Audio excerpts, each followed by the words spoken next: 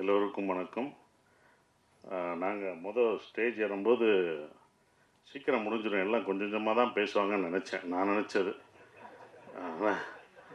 ஏன்னா இவங்க ஷூட்டிங்கில் அவ்வளோவா பேச மாட்டாங்க, ஒர்க்கில் அவ்வளோவா பேச மாட்டாங்க. ஆனால் இவ்வளோ நேரம் பேசுவாங்க. எனக்கே என்னடா நம்ம கொஞ்சமாக தான் பேசும் போலுக்கு, நிறையா பேசுகிறோம் போலுக்கு அப்படின்றத பார்க்கும்போது ஒவ்வொருத்தருக்கும் எனக்கே ஆச்சரியமாக இருந்தது. அவ்வளோ நல்லா பேசினாங்க. அவங்க பேசுறதுக்கு காரணம் என்னென்னா, இங்கே தான் நன்றி அவங்க சொல்ல முடியும், வேறு எங்கேயும் அவங்க நன்றி சொல்ல முடியாது. அது ஒன்று இருக்குது. ஒவ்வொருத்தவங்களும் வேறு எங்கே அவங்க தனியாக பார்த்து அவங்க நன்றி நன்றின்னு சொல்ல முடியாது. அந்த நன்றி மறக்காமல் இருக்கணும் அப்படின்றதுக்காக தான் இங்கே ஒவ்வொருத்தவங்க அந்த நன்றியை தெரிவிச்சுக்கிறாங்க. அப்படி தான் நம்ம பார்க்கணும். அந்த நன்றி வெற்றி பெற்ற பிறகும் அந்த நன்றியை நீ உன் தயாரிப்பாளருக்கு காமிக்கணும்னு நான் அந்த டைரக்டருக்கு நான் ஒரு அட்வைஸாக அதை சொல்லிக்கிறேன். அதுதான் நன்றி. நீ அது முடிஞ்ச பிறகு நீ என்ன நன்றி செலுத்துறியோ அதுதான். எல்லாம் படத்தை பற்றி சொன்னாங்க, இப்படி வரும் அப்படி வரும்ன்ற ஒரு விஷயம் சொன்னாங்க. நல்லா இருக்குது. அதெல்லாம் நம்பிக்கை தான், எல்லாருக்கும் இருக்கிற நம்பிக்கையில் தான் அவங்களும் அந்த நம்பிக்கையில், ப்ரொடியூசர் அந்த நம்பிக்கையை வச்சுருந்தார். அந்த நம்பிக்கை நிறைவேற்றிய டைரக்டருக்கு அவ்வளோ வாழ்த்து சொல்லும்போது இன்னும் சந்தோஷமாக இருக்குது. என்ன நினச்சி ஒரு ப்ரொடியூசர் தான் ஒரு படத்தை பார்த்துட்டு இது நல்லா இருக்குது எனக்கு திருப்தின்னு சொல்லணும். அது ஒரு 100% சொன்னது எனக்கு சந்தோஷமாக இருக்குது. இருந்தாலும் நல்லா எழுதிட்டோம் அப்படின்னு ஒன்று இருக்கும்ல, நல்லா நல்லா எழுதியிருக்கோம்டா சப்ஜெக்டு, ஆனால் என்ன ரிசல்ட் வருதுன்னு ஒரு பயம் இருக்கும். அந்த பயத்தோடு இருக்கிற மாணவனாக மே 1 அந்த ரிசல்ட்டுக்காக மக்களும் நீங்களும் கொடுக்க போகிற அந்த ரிசல்ட்டுக்காக காத்துக்கிட்டு இருக்கோம். அதுதான் நான் காத்துட்ருக்கேன். ஏன்னா எங்கள் படத்தை பற்றி நீங்கள் தான் பேசணும். நாங்கள் இங்கே படம் இப்படி பண்ணிட்டோம் அப்படின்னு சொல்கிறத விட நீங்கள் நல்லா இருக்கும், நீங்கள் தான் எல்லாருமே சொல்லணும். மக்களும் ப்ரெஸ் எல்லாமே நீங்கள் சொல்லணும்.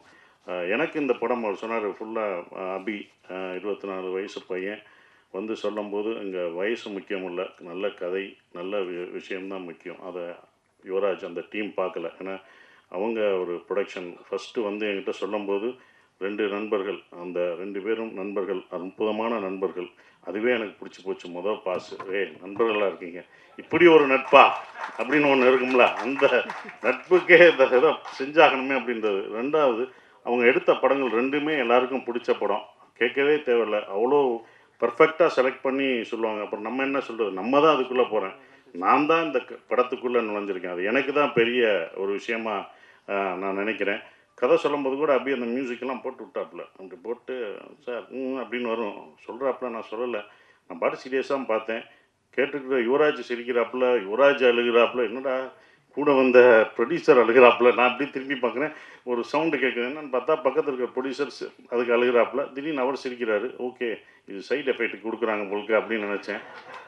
அதுக்கப்புறம் எனக்கு உண்மையிலே கதை ரொம்ப பிடிச்சிருந்தது. ஏன்னா நான் கேட்ட கதையிலே ரொம்ப நாள் ஆச்சு நான் அப்படி கேட்டு. உண்மையிலே ஒரு ஒரு கதையை முதல்ல இருந்து கடைசி வரைக்கும் எந்தவித மாற்றமும் செய்யாமல் அப்படியே இருக்கிற இதை மாற்றிக்கலாம், அப்படி மாற்றிக்கலாம், அப்படி மாற்றிக்கலாம், அப்படி எதுவுமே இல்லை. அது கரெக்டாக இருந்தது. அது கரெக்டாக தான் எடுத்திருக்காங்க. எந்த மாற்றம் இல்லாமல் செஞ்சது தான் இது அபியோட, இந்த டைரக்டரோட வெற்றியாக நான் நினைக்கிறேன். அது ஒன்று. அப்புறம் ஏன் அவர் சொன்னார், சார் ஏன் சார் நான் அவ்வளோ சொன்னேன், நல்லா பேசின பிறகு நீங்கள் ஒரு தடவை கூட சிரிக்கிற, இல்லைடா உன்னை டிஸ்டர்ப் பண்ணா, நீ ஒரு காமெடி படம் பண்ணுற, காமெடி சொல்கிறேன்னா உள்ளுக்குள்ளேயே சிரிச்சுக்குவேன், உள்ளுக்குள்ளேயே ஆடுவேன், எல்லாமே உள்ள இன்னர் இது ஆடுவார். ஆனால் வெளியில் இல்லை, ஒன்று டிஸ்டர்ப் ஆகிடுவேன் நான் சிரித்து, அதனால் அடுத்த லைனுக்கு போகக்கூடாது அப்படின்னு சொன்னோம். அதுக்கப்புறம் தான் சிம்ரன் மேடம் இந்த படத்துக்கு அப்போ சொல்லும் போது எனக்கு இல்லை, சிம்ரன் மேடம் நடிக்கிறாங்க அப்படின்னா, சார் சிம்ரன் மேடம் கதை சொல்ல போகிறேன், இப்படி என்ன சொல்லுங்க, தான் எனக்கு ஒன்று போடுவேன், மியூசிக்கை போட்டு அப்படி இப்படி நடித்து காமிப்பேன், அதை அவங்களுக்கு பண்ண அவங்களுக்கு பிடிச்சிரும். அப்படியா சார், கண்டிப்பாக பிடிக்கும்டா அப்படின்னு அடுத்தவங்க ஓகே பண்ணிட்டாங்க. அவங்க ஏன் ஓகே பண்ணால் அந்த கதை, அவங்களும் இதில் வந்தது எல்லாம் கேட்டது. சிம்ரன் நீங்கள்மா எப்படி, ஏன்ப்பா நாங்கள் நடிக்கக்கூடாதாப்பா சிம்ரன் மேடத்தோட? இல்லைங்க, நீங்கள் கிராமம்னா கிராமத்திலே எப்படி விவசாயம் பார்த்துட்டு இருக்கோம்னா ஏன் அங்கே நடிக்கக்கூடாதா, எங்களுக்கு சிம்ரன் கிடைக்கக்கூடாதா? இது என்ன எல்லாருடைய ஏக்கம் தான்ப்பா, அது எல்லாரும் இது பண்ணுறதுனால அதனால் எங்களுக்கு கிடைக்கக்கூடாதா? என்ன எப்படி எப்படி எப்படின்னா உங்களுக்கு என்னப்பா, அது அப்படி தான் கதை பாருங்கள் அப்படின்னோம். அப்படி தான் சிம்ரன் மேடத்தை எல்லாம் கேட்குற கேள்வி. படம் பார்க்கும்போது உங்களுக்கு தெரிஞ்சிடும் எதுக்கு சிம்ரன் மேடம் இந்த படத்தில் எல்லாருக்கும் பிடிச்சவங்க சிம்ரன். அது கண்டிப்பாக இந்த படத்தில் அந்த குடும்பமாக உங்களுக்கு, என்னையும் சிம்ரன், என் குழந்தைங்க பசங்க எல்லாத்தையும் அவங்களுக்கு அது பிடிக்கும். அவங்க அவ்வளோ பெர்ஃபார்ம் பண்ணுவாங்க. அவங்கள அதாவது என்னென்னா அவங்கள எனக்கு இன்னொன்று அவங்கள பாராட்ட வேண்டியதெல்லாம், இப்போ வரைக்கும் அவங்க ஹீரோயினாக நடிக்கலாம். இந்த படத்துலையும் அவங்க ஹீரோயின் தான். நான் ஹீரோ, அவங்க ஹீரோயின். ஸோ அவங்க எப்போவும் ஹீரோயினாக நடிக்கலாம். ஸோ அது ரொம்ப அற்புதமாக பெர்ஃபார்ம் பண்ணாங்க. அவங்கள வந்து எல்லாருமே வரும்போது சிம்ரன் மேடம் கொஞ்சம் பயந்தாப்புல டைரக்டர் சார் சிம்ரன் மேடம் இருக்காங்க, இவங்க இருக்காங்க அப்படின்னு நிறைய பயப்படுவார். ஸோ அதெல்லாம் தவிர்த்துட்டு பாஸ்கர் சார் இப்படி போய் பேசி இப்படி பண்ணு எல்லாம் சரியாயிடும் அப்படின்னு சொல்லி அப்படி தான் பண்ணது. இந்த கதை ஏன் எனக்கு ரொம்ப பிடிச்சிருந்த ஒரு விஷயம் அப்படின்னா, இது வந்து ஈழத்தமிழன் பேசுகிற ஒரு இது. நான் வந்து பேசுகிறது வந்து ஸ்ரீலங்கன் தமிழ், ஈழத்து தமிழ் பேசுகிற ஒரு குடும்பம் இங்கே வந்து எப்படி சர்வே ஆகிறாங்க அப்படின்றது. இது பார்க்கும்போது உங்களுக்கு காமெடியாக தெரியும், காமெடியாக இருக்கும். எப்படின்னு யூஸ்வலாக ஸ்ரீலங்கன் படமோ ஒரு ஈழத்தமிழர் படங்கள் எடுக்கும்போதோ அது சோகமாகவும் கஷ்டமாகவும் தான் நம்ம பார்த்துருப்போம். இந்த படம் சந்தோஷமாக இருக்கும், உங்களுக்கு சிரிக்க வச்சுட்டே இருப்போம். ஆனால் உள்ளுக்குள்ளே உங்களுக்கு ஒரு விஷயத்த சொல்லிக்கிட்டே இருப்போம், அவங்க வலிகளை. அதாவது ஒரு சந்தோஷத்தை வலியை மறைத்து தான் சந்தோஷத்தை நம்ம கொடுக்க முடியும். அந்த வலிகளை மறைத்து இந்த குடும்பம் உங்களுக்கு சந்தோஷத்தை கொடுத்துட்டே இருக்கும். அப்படி தான் வரும். ஏன் அவங்க சந்தோஷம் கொடுக்குறாங்கன்னா, அவங்க அடுத்த ஜென்ரேஷன், அவங்க குழந்தைகளுக்கு, அந்த குழந்தைகள் நம்ம பட்ட கஷ்டம், நம்ம விட்டு வந்த உறவுகளையும் நம்ம தமிழையும் நம்ம விட்டுறக்கூடாது, நம்ம குழந்தைகளை சந்தோஷமாக வச்சுக்கணும்னு அவங்க வழியை மறந்து கொடுக்கக்கூடிய படமாக அது இருக்கும். அதுதான் அவங்க வழியை மறந்து அந்த குழந்தைங்களுக்கு சந்தோஷத்தை கொடுக்குறாங்க. உலகத்தில் உள்ள எல்லா தமிழரும், இது எல்லாருக்குமே பொருந்தும். எல்லா தமிழர்களுக்கும், உலகத்தில் உள்ள எல்லா ஈழத்தமிழர்களும் அவங்க பசங்க பார்க்கும்போது, இந்த படத்தை பார்க்கும்போது நம்மளுடைய கல்ச்சரையும் நம்மளுடைய தமிழும் மறந்துட்டு நம்ம இங்கிலீஷ் பேசிகிட்டு இருக்கோம்.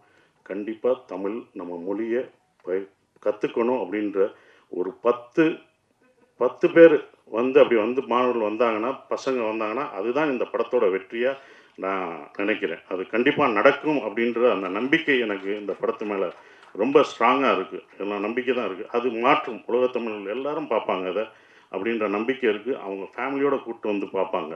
இங்கே உள்ள மக்களும் அவ்வளோ எல்லாத்தையும் கலெக்ட் பண்ணுவாங்க. ஏன்னா இங்கேருந்து போய் அங்கே கஷ்டப்படுற, அங்கே வழி வழியாக வாழ்ந்துட்டுருக்கவங்களுக்கும் இந்த படம் ஒரு நல்ல அவங்கள சிரிக்க வச்சுட்டே தான் சொல்லுவாங்க. எங்கேயுமே அவர் வந்து இது பண்ண மாட்டார். பட் ஃபீல் குட் மூவியாக கண்டிப்பாக இருக்கும். அவர் சொன்னார் எப்படி இந்த படத்தை இது பண்ணேன்னு நான் கேட்கும்போது, அவருக்கு இன்ஸ்பயர் ஆனது தெனாலி படம். அதை அவர் சொல்ல மறந்துட்டார். தெனாலி படத்தை நான் இன்ஸ்பயர் பண்ணி தான் சார் இதை நான் எடுத்தேன். இந்த படம் பார்க்கும்போது உங்களுக்கு தெனாலி மொழி படங்களை ஞாபகப்படுத்தும் நம்புகிறேன் நான். அது கண்டிப்பாக இருக்கும். அப்படிப்பட்ட ஒரு படம் இந்த டூரிஸ்ட் ஃபேமிலி இருக்கும் அப்படின்றது. இந்த படத்தில் மலையாளத்திலேருந்து வந்திருக்காரு. அந்த மலையாள இதெல்லாம் மறந்து அழகாக என் மகனாக சூப்பராக பண்ணார். நான் உங்கள் கதை சொல்லும்போதே சொன்னேன், இதில் யாரும் நடிக்க மாட்டாங்க, எந்த ஹீரோ நீ போயிட்டு வா, எங்கே சுற்றி வந்தாலும் என்கிட்ட தான் வர முடியும்.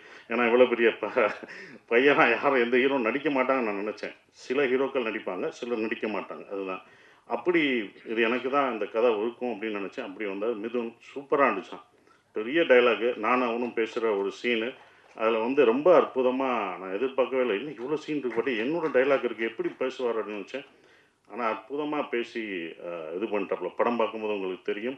இந்த படத்தில் யோகி பாபு சார் எல்லாமே இருக்காங்க, பெரிய ஆர்டிஸ்ட்லாம் இதில் இருக்காங்க. யோகி பாபு இருக்கார், நான் இருக்கேன். எல்லாமே இருந்தாலுமே அந்த குட்டி பையன் முள்ளியாக நடிக்கிறான். அவன் தான் அந்த படத்தில் காமெடியனே. உங்களை சிரிக்க வைக்க போகிறது அந்த பையன் தான். நாங்கள்லாம் காமெடியன், நாங்கள்லாம் கேரக்டர் ஆர்டிஸ்ட்டு. அவன் தான் காமெடியனாக இருப்பான். அது இது பண்ண மாட்டோம். அது கண்டிப்பாக அவங்களுக்கு நிச்சயம் கொடுக்கும். அப்புறம் மியூசிக் ஷான் ரோல்டன். அது அவரோட நம்ம ஒரு படத்தில் நம்ம பாட கேட்டுக்கிட்டே இருந்தோம், அவரை பிடிக்க முடியல. அது ஒரு படம், ஒரு பாடம் ஒரு வாரம் நான் ரொம்ப பிஸியாக இருந்தார், பாட முடியாதுன்னாங்க. ஆனால் இந்த படத்தில் எனக்கு 2, 3 எத்தனை வாய்ஸு கொடுத்துக்கிட்டே இருக்கார்.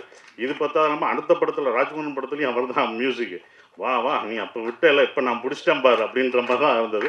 பட் ரொம்ப ஜாலியாக இருந்தது. நாங்கள் ப்ரொமோஷன் போடுறதெல்லாம் அவரும் நானும் அழகாக சேர்ந்து போயிட்டுருக்க ஒரு விஷயம். மோகன்ராஜ் எனக்கு ரொம்ப சந்தோஷமாக இருக்குது. ஈசனில் பண்ண மோகன்ராஜ் இந்த படத்தில் முழு பாடல்களும் எழுதியிருக்காரு. அடிக்கடி அவரை பாராட்டி சொல்லும் போதெல்லாம் எனக்கு நான் ஜெயித்த மாதிரியே அப்படி இருக்கும். அவரை பற்றி சொல்லும்போது, சார் தேங்க்யூன்னு சொல்கிற மாதிரி. மோகன்ராஜ் சார் அப்போவே அவர் நல்லா தெரிஞ்சிருக்குன்னு சொல்லி, இல்லை இதெல்லாம் எழுதியிருக்காரு, எனக்குலாம் தெரிலங்க, எங்கே எந்த பாட்டு எழுதியிருக்காங்க, இந்த பாட்டு எழுதியிருக்கான்னு ஷாண்டோல்னு சொல்லுவாங்க. தெரியுங்க அவர்கிட்ட, நான் அப்போ இருந்து சொல்கிறேன், பின்னாடி உட்காருங்க, முன்னாடி உட்காருங்க. இன்றைக்கி முன்னாடி உட்காந்துருக்காரு. இப்போ தான் நீங்கள் எல்லாருக்கும் தெரியுவீங்க. இந்த முன்னுக்கு வர்றதுக்கு தான் இத்தனை வருஷம் நம்ம எழுதுறதுல யார் எழுதுன்னு தெரியாது, உங்கள் முகம் தெரியும். இப்போ உள்ள கவிஞர்கள்லாம் ஒரு பாட்டு எழுதிட்டு முகத்தை அப்படியே காமிச்சிக்கிறாங்க, ஆடுறாங்க. அதனால தான் இந்த படத்தில் ஆட விட்டுருக்கோம். அவரை வாங்க ஆடுங்க. அப்படியும் இருட்டுக்குள்ளே போகிறாரு. ஏற்கனவே முகம் தெரியலன்னா உன்னை இங்கே ஆட வைக்கணும் அப்படின்னு சொல்லிட்டு இருட்டில் தான் ஆடிருப்பார். அப்பயும் கூப்பிட்டு வந்து இந்த படத்தில் ஆட வச்சுருக்கோம். ஸோ அவ்வளோ சிறப்பாக இந்த பாடல்கள் எழுதியிருக்காரு. ஆனால் ஒன்று சொல்லுவார் அடிக்கடி, எனக்கு ரொம்ப பிடிச்சிருந்த வரிகள், வரிகள்லாம் நிறைய எழுதியிருக்காரு. அந்த வரிகள் எனக்கு ரொம்ப பிடிச்சிருக்கு. சந்தோஷமாக நீங்கள் கேட்கும்போது ரொம்ப ஃபாஸ்ட் பீட்டாக இருக்கும். ஆனால் உள்ளுக்குள்ளே எப்படி வலிகள், சந்தோஷமான பீட்டை கேட்டாலும் வலிகள் இருக்கும், அப்படி தான் இந்த படம் இருக்கும். சந்தோஷமாக இருப்பீங்க. உள்ள அவங்களோட கஷ்டங்கள், சந்தோஷமான இந்த ஹாப்பி டேஸ்னுவாங்கல்ல, ஹாப்பி லைஃப், அந்த மாதிரி லைஃப் இஸ் பியூட்டிஃபுல். அன்பை போதிக்க போது இந்த படம். வெளியில் வரும்போது நீங்கள் அன்போடு வந்தாலே அதுவே எங்களுக்கு வெற்றின்னு நினைக்கிறோம். அஃப்கோர்ஸ் இவங்க எடுக்கிறாங்க இந்த படம் இன்னொன்றும் பர்சனலாக ஜெயிக்கணும். ஏன்னா அவங்க எடுத்த 2 படத்தோட இதோட ப்ரொடக்ஷன் காஸ்ட் ரொம்ப ஜாஸ்தியாக இருந்தது. நானே பயந்து, என்னப்பா இவ்வளோ செலவழிக்கிறீங்க, வேணாம்ப்பா அப்படின்னு. இல்லை சார், இந்த படத்து மேலே எனக்கு நம்பிக்கை இருக்குது, இதை நல்லா பண்ணும் சார், நல்லா பண்ணும் சார், இவங்கெல்லாம் வரணும் அப்படின்னு சொல்லி அவங்க பண்ணது வந்து மறக்க முடியாத ஒன்று. அவங்களுடைய நம்பிக்கைக்கு இந்த படம் வெற்றி பெற்று அவங்களுக்கு என்ன செலவழிச்சாங்களோ அந்த காசு வந்து கொடுத்துட்டாலே எனக்கு ரொம்ப, ஒரு ப்ரொடியூசராக நான் சந்தோஷப்படுவேன். அது வரணும், அப்போ தான் அது நல்லா இருக்கும்னு நான் நினைக்கிறேன். மற்றபடி இதை நீங்கள் தேட்டரில் May 1 படம் ரிலீஸ் ஆகுது, நீங்கள் பாருங்கள். நானும் உங்களோட சேர்ந்து அதை ரசித்து பார்க்குறேன். மறந்துடாதீங்க, நீங்கள் தான் உங்களோட ஆதரவை தரணும். May 1 மறந்தாமல் பாருங்கள். தேங்க்யூ.